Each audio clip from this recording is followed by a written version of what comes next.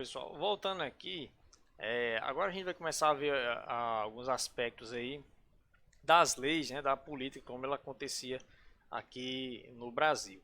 Uma coisa bem interessante que aconteceu foi a famosa lei das terras, ok? Ou lei de terras. O que foi a lei de terras, pessoal? Ó, ela foi algo que, digamos assim, ajudou ainda mais a água que sempre corre para o mar, correr mais ainda para o mar. O que eu quero dizer com isso? Que as terras que já eram basicamente todas nas mãos dos grandes latifundiários, passou agora a ir mais ainda para eles. Por quê?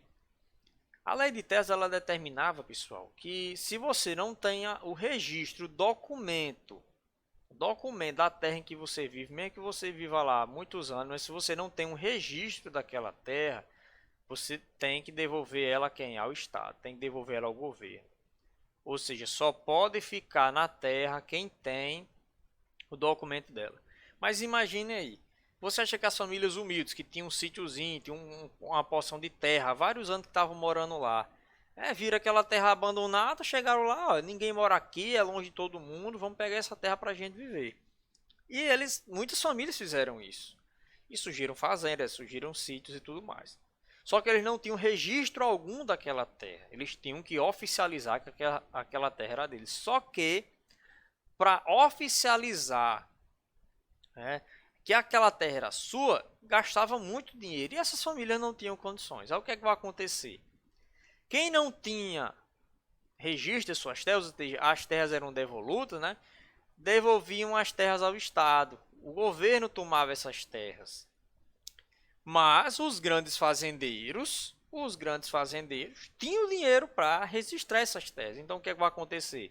As famílias pobres devolvem as terras ao Estado, perdem essas terras, e os grandes fazendeiros vão lá, pegam aquela terra para eles e compram o registro, porque eles têm condições de comprar o registro. Então, só quem tinha condição de comprar o registro eram os grandes fazendeiros, as famílias mais ricas, ou seja, as famílias pobres tinham um pouquinho de terra, esse pouquinho de terra que eles tinham foram tudo parar na mão dos grandes fazendeiros, porque eles tinham condições de bancar o, os documentos, né, toda a burocracia necessária para você registrar uma casa. Até hoje é caro registrar uma casa, né? Se vocês forem pesquisar uma casa para você passar para o seu nome, custa cerca de 2 a 5 mil reais, depende do tamanho da casa, né? E aí foi o que aconteceu. As famílias pobres, pequenos fazendeiros, perderam suas terras porque não tinham condições de bancar o registro, a regulamentação dessas propriedades. Então, as consequências da lei de terras foi a seguinte: os pequenos proprietários vão perder suas terras, né? A concentração que já existia das terras nas mãos dos grandes latifundiários vai aumentar essa concentração. E imigrantes e escravos libertos não vão ter mais acesso à terra, porque muitas vezes você era libertado, você ganhava sua alforria, agora eu vou atrás de uma terrinha para viver. Não pode mais. Você não pode. Você vai ter que pedir para algum fazendeiro rico para voltar a trabalhar para ele. Porque você não pode pegar uma terra no meio do nada e querer morar lá se você não tem o bendito do registro, né? Isso vai gerar um desemprego muito grande, porque as pessoas que não tinham mais terras vão voltar a pedir emprego lá para os grandes latifundiários. Alguns vão conseguir, outros não. Então muitas pessoas vão ficar no ócio, vão para as cidades porque não tem mais onde viver e nem tem mais onde trabalhar. Isso vai gerar uma grande massa de mão de obra barata para os grandes latifundiários, que vai encher a nação de famílias pobres doidas para ter onde viver, para ter trabalhar e alimento. Ok, pessoal? Então entendam bem essa lei de terras. Ela dizia que a terra só era sua se você tivesse o registro, mas as famílias pobres não tinham como pagar o registro e as ricas tinham. Então as terras passaram aí todas para a mão dos grandes latifundiários. Quem perdeu sua terra virou mão de obra barata para ir para essas fazendas aí, né? Ou então desempregado. Então ficou uma situação muito complicada para algumas famílias. Bom, a gente viu alguns aspectos da política interna, a gente estava vendo até agora, né? Os partidos, a lei de terras. Agora a gente vai ver os atritos em que o Brasil se meteu, né, externamente, ou seja, com outras nações. A gente vai falar agora não é só de Brasil com Brasil, não. Agora a gente vai falar de Brasil com outras nações. Vamos falar agora da política externa, ok? Aqui é onde a gente vai falar da famosa Guerra do Paraguai. Mas antes, vamos falar da questão Chrysler. A questão Chrysler, tem esse nome de Chrysler por causa do embaixador inglês que morava aqui no Brasil. Era W.D. Christian. Okay? Então vamos lá. O que foi a questão Chrysler? Foi um período aqui de 2 anos, né? Uma tretinha, como a gente gosta de dizer, em que o Brasil peitou a Inglaterra. Não tem condições. O Brasil com a Inglaterra, sendo que a Inglaterra era a mãe do Brasil. Como é que pode? A gente devia tudo à Inglaterra, emprestou dinheiro para a gente bancar nossa independência, as relações comerciais, a Inglaterra que mandava e desmandava aqui. Pois é, mas o Brasil peitou a Inglaterra e esse momento de treta, de desavença, a gente vai chamar de a questão Chrysler. Foi o rompimento das relações diplomáticas, né? Ou seja, o Brasil não tinha mais relações diplomáticas, brigou, né, com a Inglaterra. Foi guerra? Não. Por isso que foi uma disputa diplomática, ok, pessoal? Não houve troca de tiros e tudo mais, até porque senão o Brasil tinha se ferrado. Mas foi uma disputa diplomática, ou seja, eles brigaram, ficaram de mal, digamos assim, né? Não quiseram mais ter contatos, relações comerciais, relações políticas, ok? Entre o Brasil e a Inglaterra. Qual foi as causas? Vamos para as causas, prestem bem atenção agora. O que foi que causou essa briguinha entre o Brasil e a Inglaterra? Primeiro motivo aí. Um navio inglês que naufragou lá no Rio Grande do Sul, perdão, lá no Rio Grande do Sul, ok? Um navio inglês naufragou lá no Rio Grande do Sul e a carga dele foi roubada. O navio encalhou lá, né, caiu, e a carga do navio, a galera foi lá, os brasileiros foram lá e roubaram. Só de ruim, roubaram a carga do navio. A Inglaterra manda uma carta para o Brasil exigindo a indenização do governo brasileiro pela carga que foi roubada. Olha, vocês deixaram o nosso navio ser roubado aí, a gente quer uma indenização e vocês vão ter que pagar. O Brasil já vai dizer que não vamos pagar não, que não foi o governo que roubou, foi o povo. O Brasil já vai se negar a pagar essa indenização e aí já começa o atrito. Mas tem um segundo motivo também. Os marinheiros ingleses estavam lá no Rio de Janeiro. Eles estavam fazendo baderna lá nos cabarés lá do Rio de Janeiro, brigando, bebendo, fazendo, botando boneco, como a gente gosta de dizer. Só que eles botaram tanto boneco que eles acabaram sendo presos. E aí, isso para a Inglaterra foi uma afronta muito grande. Como é que pode vocês prender? Qual é a autoridade que o Brasil tem para prender marinheiros ingleses? Aí a Inglaterra manda uma carta para o Brasil exigindo desculpas. Vocês vão ter que se desculpar por ter prendido nossos marinheiros. E o que é que Dom Pedro II vai dizer? Não vamos pedir desculpa não, porque eles estavam botando boneco. Não vamos pedir desculpa. Ou seja, o Brasil se negou a pagar a indenização e se negou a pedir desculpas por esses dois acontecimentos. O roubo de carga e a prisão dos baderneiros lá no Rio de Janeiro, né? Como represária por o Brasil não ter pagado a indenização e ter pedido desculpas, o embaixador inglês, que morava aqui no Brasil, né, o rapazinho Chrysler, o que ele vai fazer? Ele prende 5 navios brasileiros. Olha a autoridade do rapaz. Chega num porto lá no Rio de Janeiro, pega 5 navios. Olha, esses navios aqui estão presos. Esses navios estão presos. Enquanto o Brasil não pagar aí a indenização, esses navios serão da Inglaterra. Ele prende 5 navios lá no porto do Rio de Janeiro, dizendo que eles iriam valer como a indenização pela carga roubada lá no Rio Grande do Sul, ok? E aí vai. O Brasil paga a indenização. O Brasil tá bom, vamos pagar para libertar esses navios, liberar os navios. Mas exige desculpas à Inglaterra por invadir o porto do Rio de Janeiro. A gente paga a indenização, mas vocês vão ter que fazer uma nota de perdão aí, porque vocês invadiram o porto de uma outra nação. Isso também é uma afronta gigantesca, né? E aí a Inglaterra diz, não, Não pedir desculpa não. Também não peço desculpa não. Enfim, pessoal, com isso rompe-se as relações diplomáticas entre as nações. Né? Até Leopoldo I entra, o rei da Bélgica, né? Uma nação muito influenciada também pela Inglaterra, entra no meio para ser o árbitro, né? Para dizer quem é que tem razão, quem é que está errado. Ele entra tipo para apaziguar. O que foi que aconteceu? Aí o Brasil disse, aconteceu isso, isso, isso. A Inglaterra aconteceu isso, isso, isso. E Leopoldo vai dar o parecer dele. E o parecer dele foi favorável ao Brasil. Ele vai dizer, ó, Inglaterra, quem tem a razão aqui é o Brasil. Quem tem razão é o Brasil. A Inglaterra com raiva é pronto. Ah, pô, eu não quero mais conversa não. E essa briga, esse racha diplomático entre eles vai acontecer até 1865. Por quê? Em 1865, finalmente a Inglaterra pede uma desculpa ao Brasil, uma desculpa oficial, né?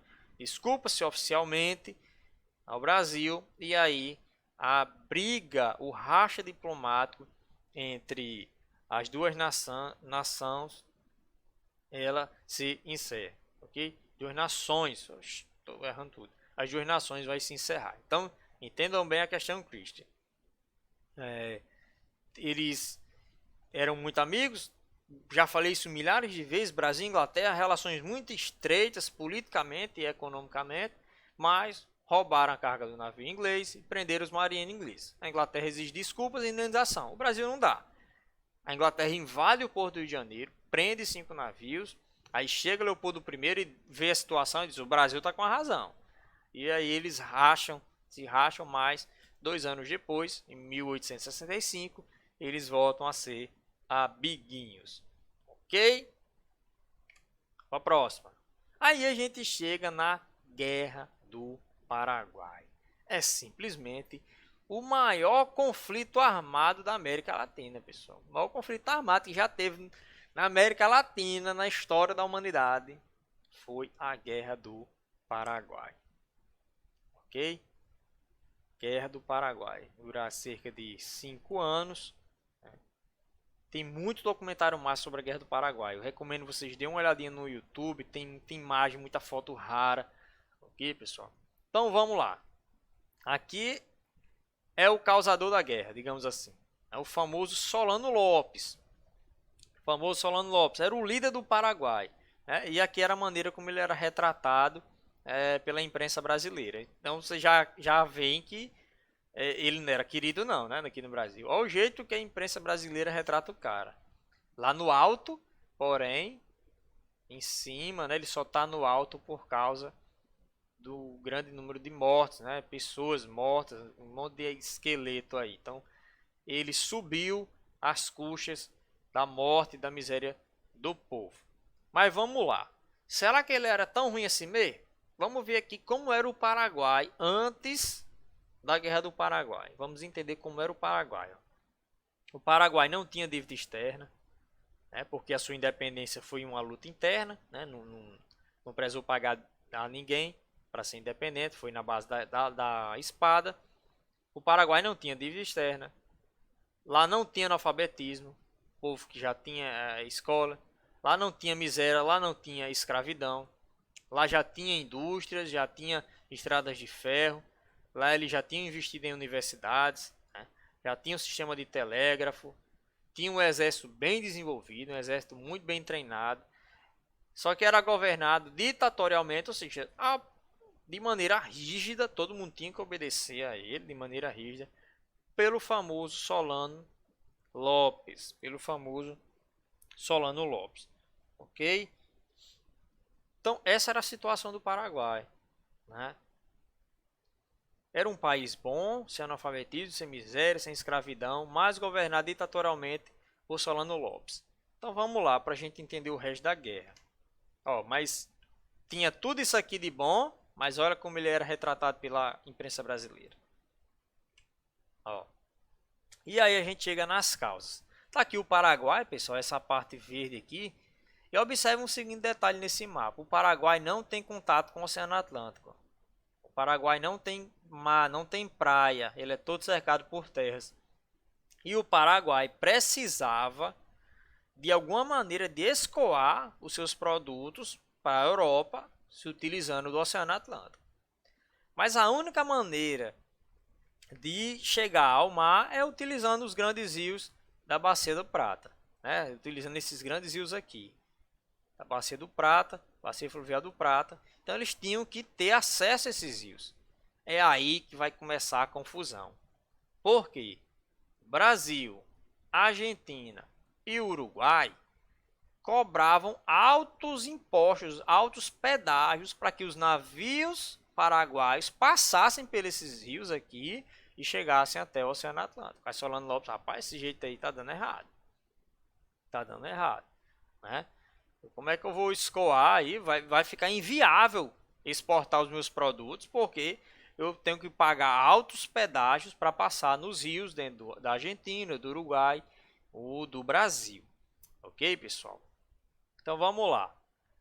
A Inglaterra soube que Solano Lopes decidiu que ia passar com seus navios aí a custo que custar e não ia pagar imposto nenhum. Solano Lopes, ó, não vou pagar imposto, nem vou pagar pedágio não, eu vou passar e acabou. A Inglaterra mandou uma carta para o Brasil, ó, você se liga aí com o Paraguai, viu? Ele é um mau exemplo, para as nações americanas, com esse autoritarismo aí de Solano Lopes, dizendo que vai passar sem pagar nada, sem o rio ser dele, né? Então, a Inglaterra botou pimenta na sopa aí para aumentar ainda mais esse atrito entre Paraguai, Brasil, Argentina e Uruguai. O que é que o Paraguai vai fazer? Rompe as relações diplomáticas com o Brasil. Sim, vai deixar eu passar no rio não? Beleza. Rompeu as relações diplomáticas. E invadiu o Mato Grosso e também invadiu a Argentina. O Paraguai pegou o seu exército e invadiu o Mato Grosso. Rapaz, invadir o Mato Grosso, vamos pegar umas terras do Brasil, tem terra demais lá. Vamos invadir a Argentina.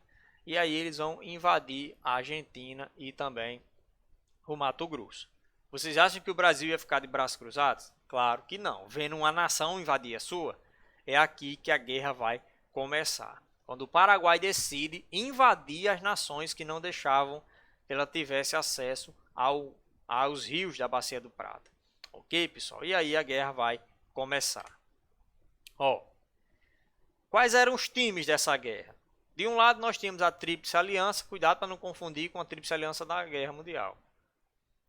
Nós tínhamos Brasil, Argentina e Uruguai. 3 países contra o Paraguai. Bruno, é covardia, né? Vai ganhar. Vai ganhar, meu povo. Eram 3 nações. Dentro dela tem o Brasil. O Brasil, gigantesco, rico e tudo mais. Contra o Paraguai. Então eram 3 nações contra o Paraguai. O Paraguai sozinho resolveu enfrentar essas 3 nações. E olha só, o Paraguai tinha muito mais soldados, 64 mil soldados no seu exército, enquanto os outros países tinham bem menos. Ó. Então, era até arriscado ganhar. Ó, o Brasil tinha 18 mil soldados, a Argentina tinha 8 mil, o Uruguai tinha 1.000 soldados só. Né? E o Paraguai 64 mil. Por quê? Porque Solano Lopes obrigou a todos os homens a ir lutar. Quando eu digo todos, pessoal, é praticamente todos mesmo. Todos os homens foram obrigados a lutar na Guerra do Paraguai. Solano Lopes obrigou eles a lutar. Até crianças foram usadas na Guerra do Paraguai. Quando os soldados paraguaios estavam morrendo, não tinha mais homens adultos, como é que eles iam para a guerra? Botavam crianças de 10, 11, 12 anos para lutar. Ok? Então vamos lá. Começou a guerra, né? Aqui já tem um asteriscozinho. Quem ganha é a Tríplice Aliança. Brasil, Argentina e Uruguai vão ganhar. Serão aí todos esses anos de guerra. 5 anos. A Inglaterra ficou mandando empréstimos para a Tríplice Aliança. Né? Só mandando dinheiro. Né? Não se meteu na guerra. Ficou só mandando dinheiro. Ficou na retaguarda, digamos assim. Com a derrota do Paraguai, vemos aí as consequências. Preste atenção agora. As consequências aí. O Paraguai, pessoal, tem um grande decréscimo populacional. Boa parte da população masculina do Paraguai se foi. A população masculina do Paraguai foi reduzida a praticamente 10%. 10% dos homens que sobraram. 90% dos homens do Paraguai morreram. Vocês conseguem imaginar isso? 90% da população masculina do Paraguai praticamente foi embora, né? Cheio de dívidas, porque gastou horrores, né? Perdeu territórios, então perdeu boa parte da população, ficou endividado e perdeu terras. Então foi uma situação muito complicada para o Paraguai. E o Brasil saiu como grande vitorioso, né? Foi nessa época que o Exército Nacional, o Exército Brasileiro, ganhou um poder político maior, porque olha, nós ganhamos a Guerra do Paraguai. Nós somos uma grande potência e tudo mais. Foi nessa época que o exército começou a querer se meter na política. Por quê? Porque eles viram que as Forças Armadas era algo importante para a segurança da nação. Ok, pessoal? Então até a nossa próxima